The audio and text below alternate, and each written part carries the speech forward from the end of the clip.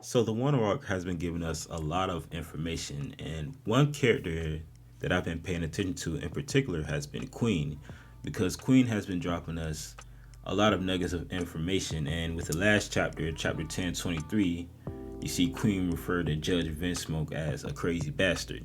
So I started thinking about MADS and all of the scientists that were involved in that.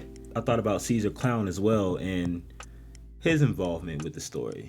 So listening to Queen, I just come to the realization that all of the scientists in One Piece are fucked in the head in some kind of way, shape, or form. But the interesting thing is they all use science in a different way for their own benefit. And I'm gonna tell you why. Obviously, Judge Vinsmoke, he has experimented on his kids and at the cost of his wife.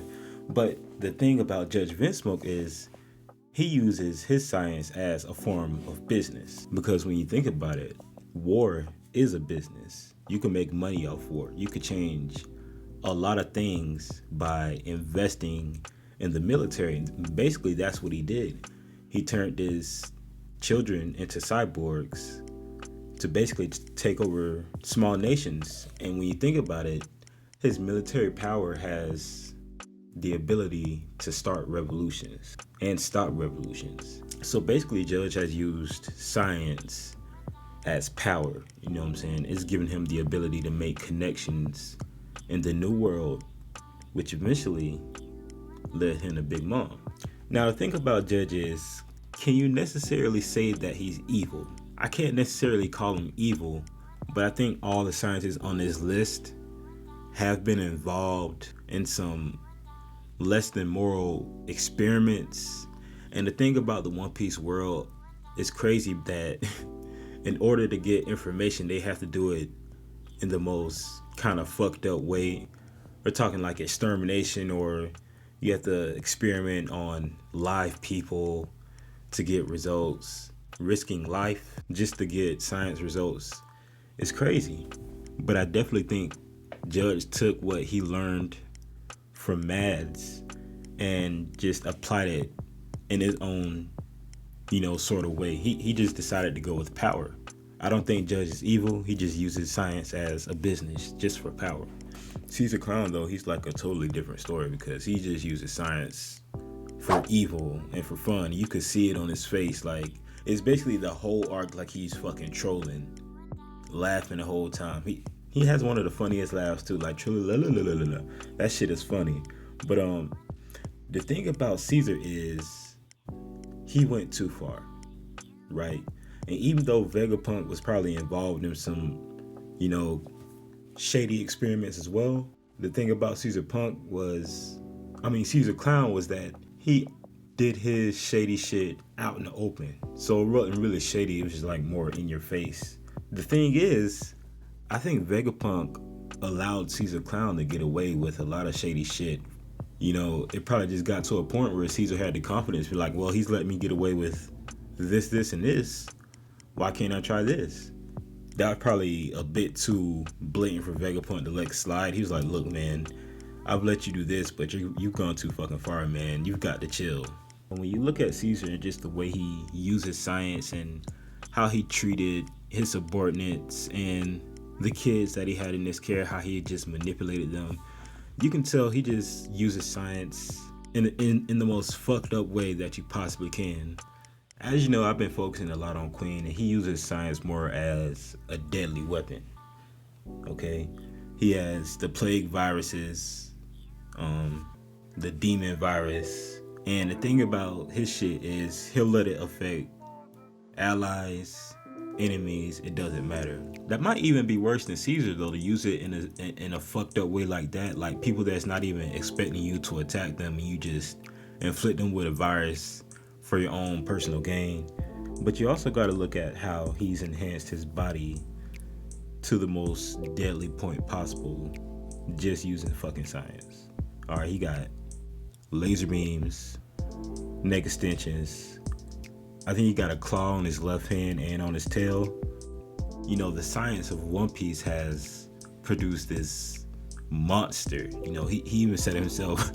It's funny, he was talking to Sanji, he was like, I'm gonna come straight with you, kid. I'm a cyborg.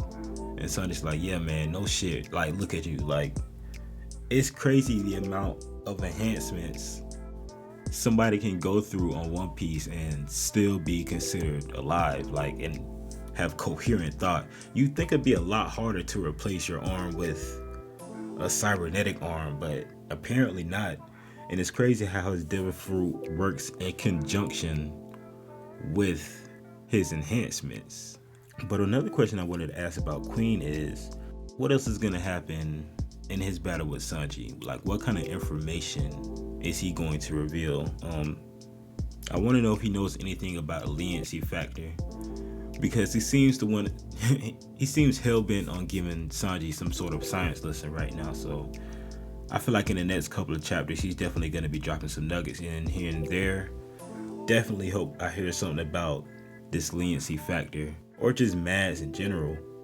But before we end this video, we gotta talk about Dr. Vegapunk, because, you know, he's not innocent at all. I don't think he's innocent at all. Some people have a theory that he's secretly working for the revolution, and that you know, he really knew that the one smile fruit he made was successful, but he lied to the government. I believe that he thought it failed for real. And the reason I made this video, because I noticed a lot of Dr. Vegapunk's subordinates are either kind of shady or just downright fucked up and evil. It just made me think, man, if all of your subordinates, you know, ended up acting a certain way, what does that say about you? So even though he does do work for the world government, I feel like he does have an underlying agenda. What that is, I have no idea. Maybe Queen knows something about it, but I feel like Dr. Vegapunk got a little something more going on than we think he does, because even Caesar Clown admitted that he was doing work on the Giants as well. So he was definitely experimenting on humans.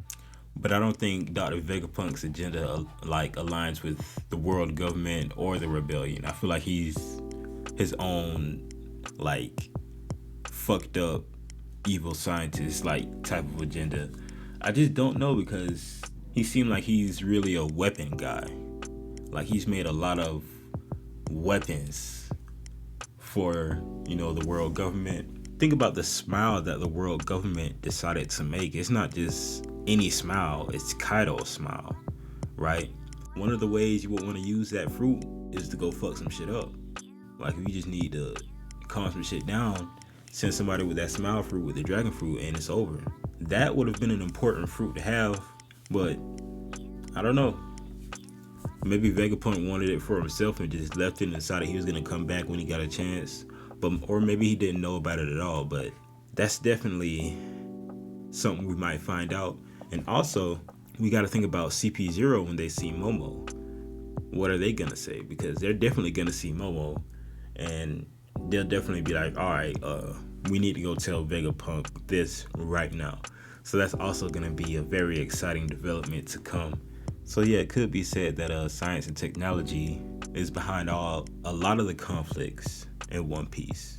I mean, just think about it. Every scientist that we've met has been kind of fucked.